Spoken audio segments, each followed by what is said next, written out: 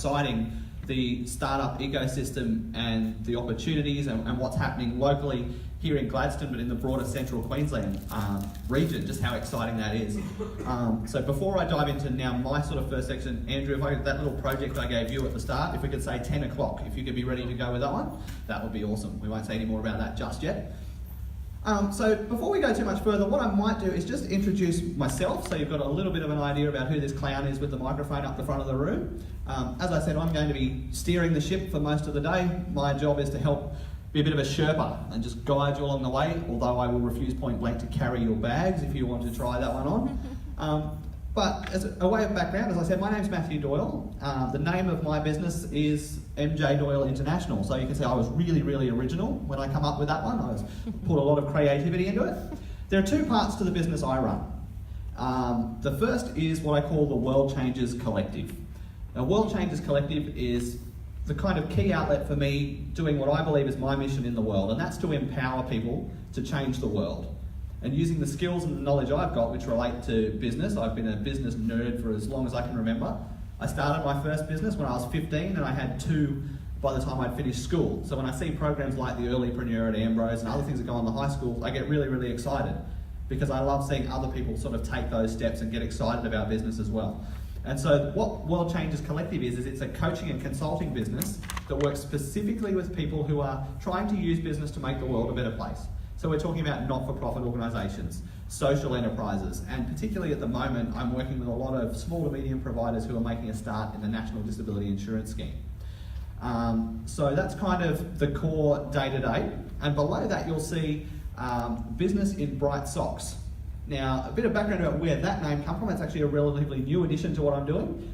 Business in bright socks come about because my business is a member of the Rockhampton Smart Hub. If you haven't seen the Smart Hub when you're in Rockhampton, I do recommend coming and checking it out. The Smart Hub is our co-working space that Rockhampton Regional Council launched a couple of years ago in Rocky. There are a bunch of different startups of different persuasions that are working from there. If you come to the Smart Hub on a day that I'm actually in the office, you'll generally find me wandering around the place with no shoes on. And usually the socks that I'm wearing are pretty outrageous.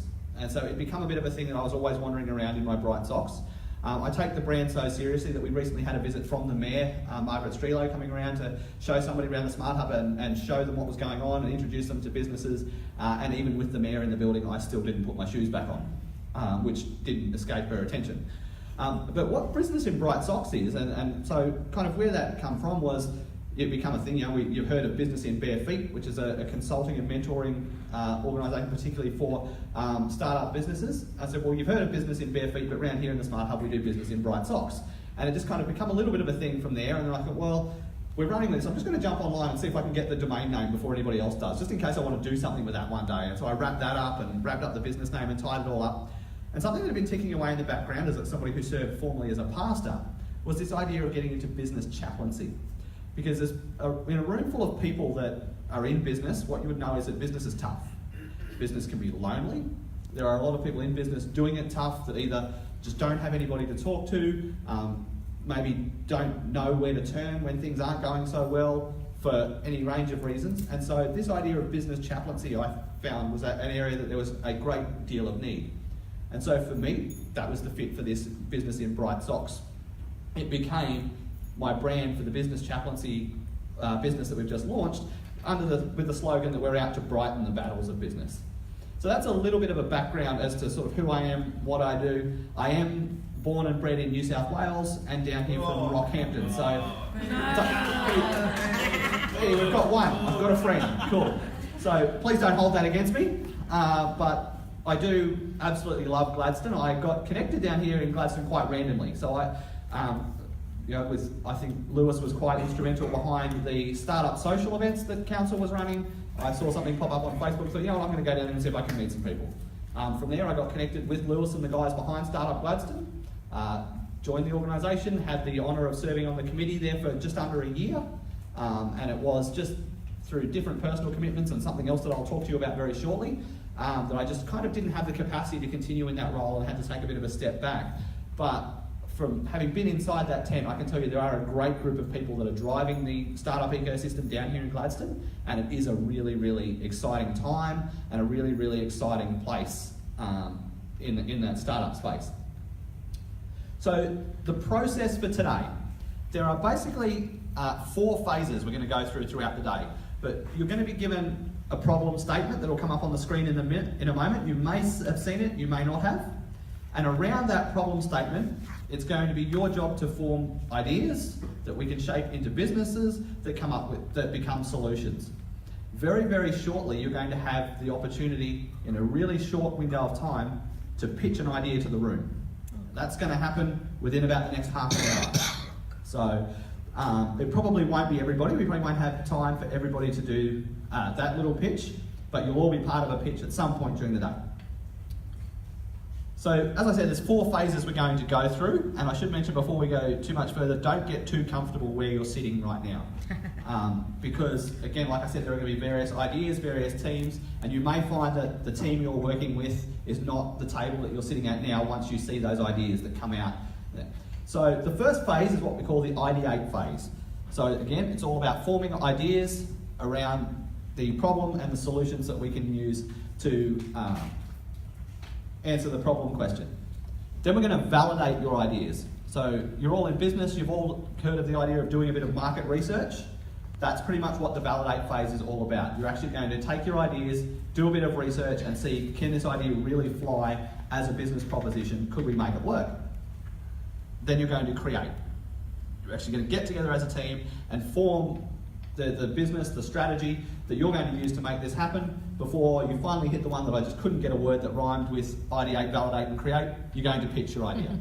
Believe me, I tried. I went to thesaurus.com and I did my best. I just could not find a word that would rhyme with that. So we'll ideate, we'll validate, we'll create, and then we'll pitch.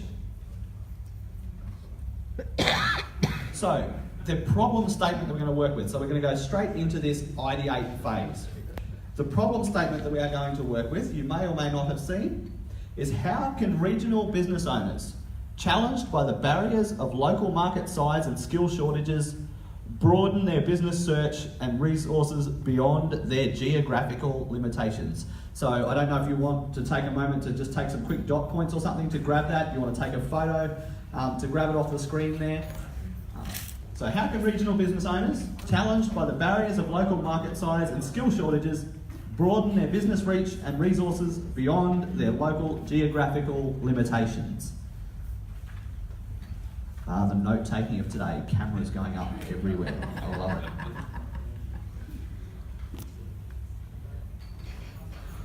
Cool. Everybody got their photo for that one? Written it down if you're doing it the old way? People do still write today, don't they? Okay, so we've got kind of three prompters, 3 different questions or 3 different areas we want to look at here as we're exploring that problem statement. So how do we support local business to increase the geographical reach of their local products and services? How do we enable collaboration between local businesses that can accelerate growth and profitability by supporting the creation of opportunities to partner and leverage each other's business strengths? And how do we provide opportunities to link local employers with skilled workers or pathways to upskill and to retrain existing workers? So these 3 questions are going to guide you and your teams and yourself even now as you come up with your ideas that you're going to pitch to the room for ways that we can answer this problem statement using business. So one of the key things about the Bizathon is we want to use tech solutions. Rachel talked about the future of what's happening in the technology space. Normally when we're talking about startups, we're talking in the tech space. So one of the keys to your ideas today, as you're coming up with an idea to answer that problem statement, is we need to harness the technology. It needs to be a tech-driven outcome for your business solution. Then what we need to do, this is kind of as you're forming your idea, is we want to break down that problem statement so that you can answer the question. So if you think back and you go, well, I look at that question and go, oh, what am I really achieving? What am I really doing here? The idea is to break that statement down into its various parts, and then how do you answer those questions in a business idea that harnesses technology? So that's all this is. We want to break that down piece by piece by piece and come up with a tech-focused business solution. Just a few ideas as you're thinking. As you're thinking through, we're in a room full of business people. So as you're thinking through the kind of solutions or the problems you're going to answer, it's easy when you've got to come up with something on the spot.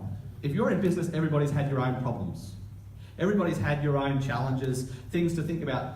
So instead of trying to really make it hard, trying to reinvent the wheel, I would suggest, particularly now when you're coming up with individual ideas before you get together as a team, to think close to home. Think about the problem statement. Think about your own business and how you can see those challenges relate to your business, the clients of your business, and then start to think and brainstorm to yourself ideas about solutions that you can come up with that you can turn into a business idea in a single day while we're all in the same room. And that's a great starting place if you're not sure. If anybody hasn't figured out yet, when I say think close to home, there's a picture of a little child wandering along with a cape. That's my son. So that's Levi. Levi is 3. If you can't pick by the scenery there, and I think the next slide is where I want to go next. If you can't pick by the scenery there, that's Levi wandering through the emergency ward at Rockhampton Hospital. So one of the key things that actually led to me stepping down from the board of Startup Gladstone, on the 5th of June this year, which was actually a day we were supposed to be at a board meeting for Startup Gladstone, I actually rang Lewis from the GP's office to tell him I wasn't going to make it. Levi was diagnosed with type 1 diabetes. Bit of a shock to our family. I'm not going to go deep into it because 2 months later I talk about these things and it still gets a little bit, the voice will get a bit shaky and things get a little bit rough. But one of the things, so when a 3-year-old child is diagnosed with type 1 diabetes, what happens is a normal 3-year-old's life becomes a life of having blood glucose checks done every 2 hours. So I was sleeping in 2-hour shifts for the first 2 months, getting up and checking blood glucose levels during the night, and those kind of things. So if you think about the challenges of that, the constant checking of blood glucose levels, we would have days where little Levi, as a 3-year-old boy, would have had all 10 of his fingers pricked in a single day to check what his blood sugars were doing. He's also on a minimum, and even this is still the case now, these 2 months later, at a minimum, 5 injections per day for his insulin. He has 2 injections a day of slow-acting insulin, and then injections of rapid-acting insulin at meal times, and if his sugars are out of whack, and those kind of things. We've also had an episode where we had to send him to hospital in an ambulance because he had an asthmatic turn. They gave him prednisone. Anybody that's had prednisone before would know it's a steroid-based medicine, which sends your blood sugars out of whack, which was an absolute nightmare to try and manage with the insulin the next day. It actually led to a second ambulance ride the next day. But when that's the kind of thing, you think about how long you can last sleeping in 2-hour shifts, you start to think there's got to be a better way for this. And the same goes in business. There's got to be a better way for a lot of these solutions that we just battle with. Sometimes we just accept that that's how it is. But if we just think about our own lot in business or that of the people we're connected to, we'll find that actually there's a better way here. And of course, with the theme of today, we can harness technology to make a better way. This little gadget that I'll show here, and I can't, not that many would be able to see my phone, but I've actually got my phone's recording at the moment, so I can't pull it out and show you. But this little device is called the Dexcom G5. It's called a continuous glucose monitor. That little gadget has a sensor that sits underneath the skin of the wearer. Every week we give Levi a new one of those, and we use a needle to insert it. And what that does, that takes a glucose reading every 5 minutes. That glucose reading he has to actually have it at 3 years old. He's now got his own iPhone. It uses Bluetooth to send that reading to his iPhone, which sends it to the cloud, and I can actually sit here and monitor. So as Lewis was speaking, the alarm went off on my phone because Levi's glucose level hit 3.0. Thankfully, we'd already spoken to his auntie who's looking after him today and knew how to handle the situation, and I didn't have to go and do anything, and neither did his mother. But I can sit here all day today and know exactly what his blood glucose levels are doing, thanks to that thing. And so that's what we talk about when we say thinking close to home, how a little bit of technology can solve a big problem. And so how can you build on maybe what's already in place? So you see the phrase there, build on it.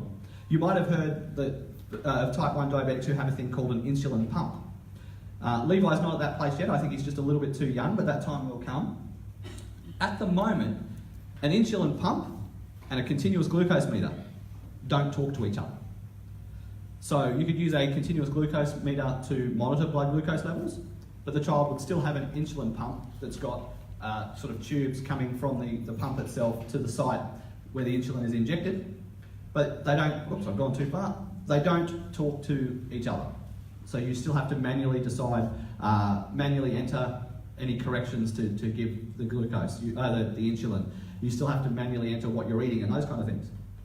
So instead of reinventing the wheel, if we were looking at how can we take a situation that I'm already very familiar with, in a day when I've got to come up with a solution that uses technology to make things better in someone's life, how could we possibly just build a bridge between two things we already know about?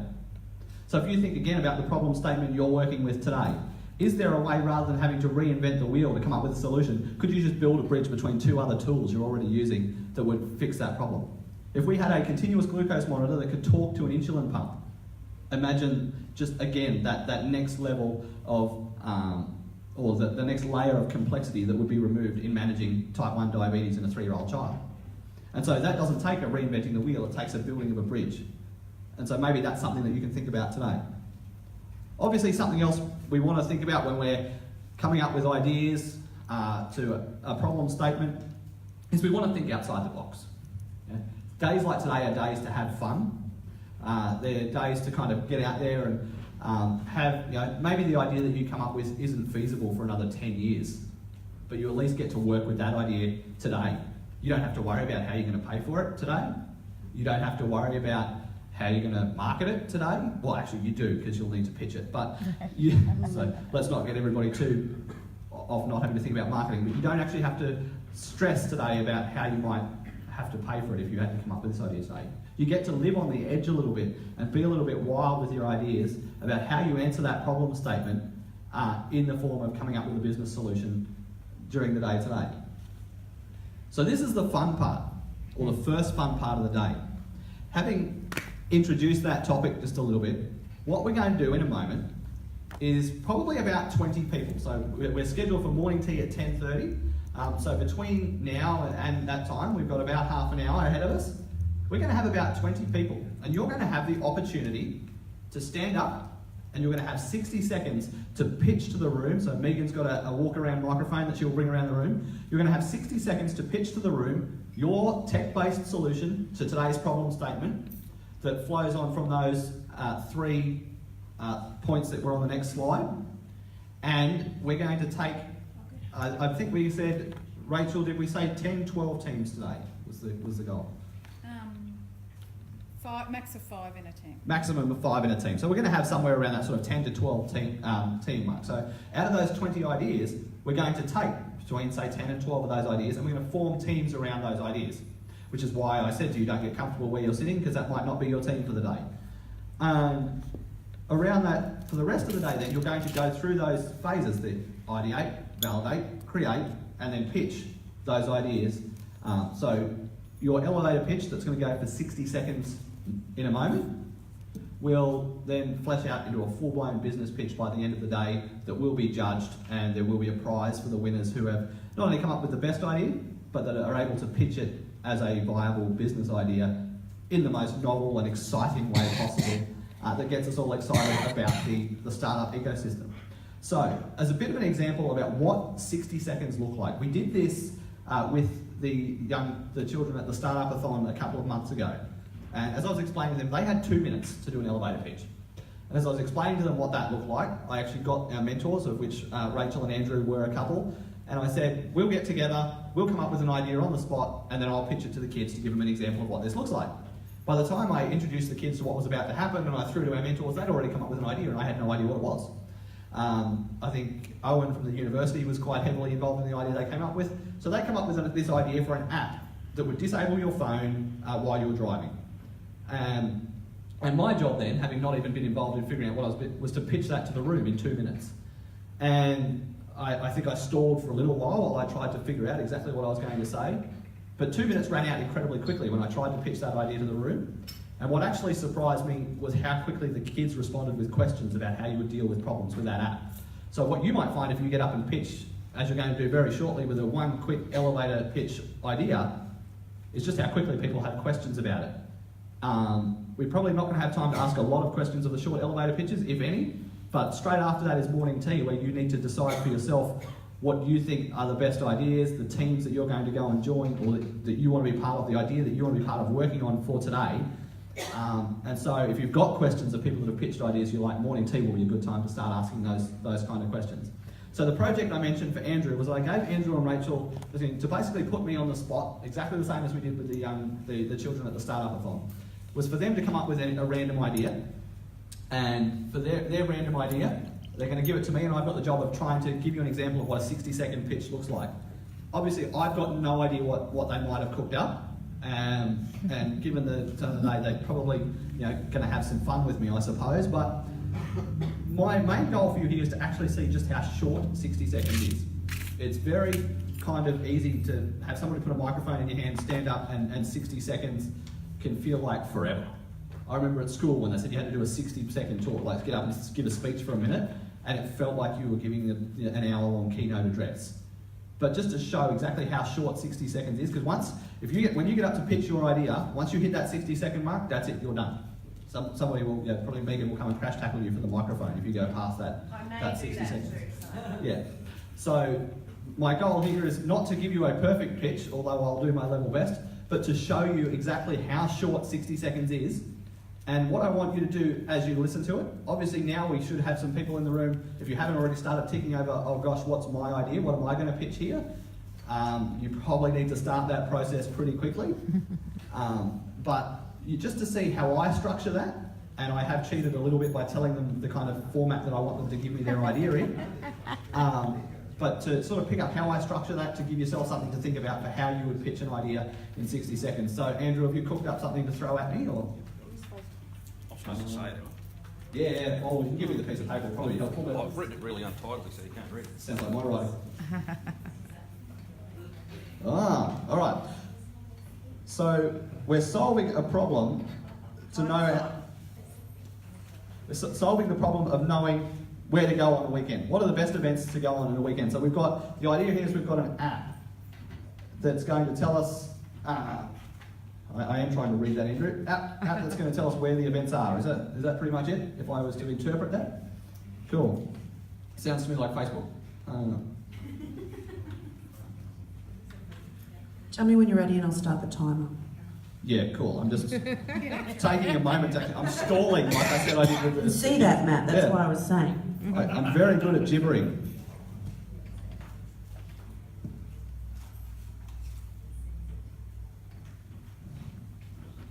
All right, let's leave on the edge. Let's do this thing. Okay, Go away. Awesome. All right, so it's Friday night, and you're sitting with your wife and you're trying to figure out exactly what am I going to do this weekend. And we all had that situation where you've just got absolutely no idea what's coming ahead of you this weekend. What if you could pick up in your hand your phone or sit in front of your computer and in an instant you could see everything that was going on around you locally that weekend, but not only everything that was going on around you, everything that mattered to you. Well, this great new app that Andrew's cooked up for you today is an app that will not only show you the events, the experiences, and all those things that are going on around you, but that you can tailor to you, your likes, your interests, the crowds, the kind of people that you want to be around, and most importantly, an app that's going to give you exclusive deals tailored to you so that you can get the best option. And for you, the user, the app will be free. It will be the advertisers who will pay. That's how we'll keep this app going. But for you, the user, free in your hand. So that's it. Gone. Cut off. That's how long you've got to pitch your idea to answer the problem statement that we put up at the beginning. So I might just flick back. So again, if you didn't catch the picture, we'll flick back so you can see what our problem statement is. So remember, we want to keep our solutions in this area. How do we support local businesses to increase their geographical reach? How do we enable collaboration between local businesses that are going to accelerate growth and profitability? And how can we provide opportunities that are going to link our local employers with skilled candidates, skilled workers, or create pathways to upskill the workers we already have? We've got somebody taking a photo up the back there. Tell me when you're ready and I'll flick so I can flick it back. Awesome. And this is the question our solution is answering. The problem statement that our solution is answering is how can regional business owners, challenged by the barriers of local market size and skill shortages, broaden their business reach and resources beyond their geographical limitations?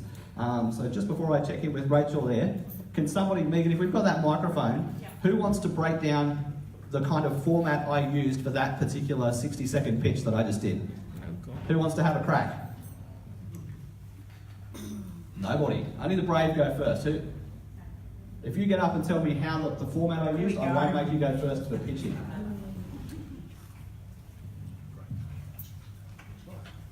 So the first thing that you did was identify need. So you localised and focused the need to the individual. What is your problem as an individual? And then describe how it solved their problems and how it could be tailored and unique to them to value add to their life. Pretty much, yep. So how I structured that's a very good representation of what I did. How I structured it, and as I said, I cheated a little bit. I actually gave the structure to Andrew and just asked him to fill in the gaps a little bit for me, was a problem statement. So throughout there, you might have heard of these different things, pain points, challenges, opportunities, whatever words we use when we're trying to develop some marketing material. We threw out a problem statement. Then straight away we threw to what the solution to that was going to be. 1, 2, 3 dot points of how this solution is going to work to solve the problem. And the final point should have been a close. If anybody didn't notice, I didn't get there. So that says something about the 1 minute space. I probably gibbered a little bit, but I didn't actually get to that close stage.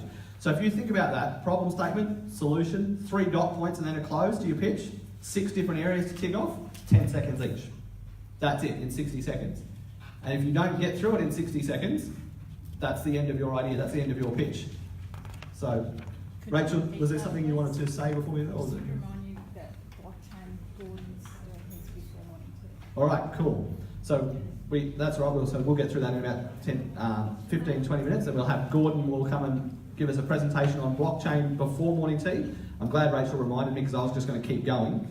But right now, it's time to actually see, in the area of 15 to 20 people in the room, give us your 1 minute pitch on your idea. The first idea that you come up with is usually the best. So what idea did you have as you pondered this problem statement and those 3 points? So this is where there's a benefit to volunteering. So the gentleman that stood up, sorry, I didn't catch your name. So Paul, you stood up and said, I sort of answered the question I threw out there first. The benefit to that is, you now get to delegate who the first person is to stand up and pitch. Jeez Louise. The power is in your hands, my friend. So, I can see someone to my right who's looking very sheepish, so, and is giving me daggers.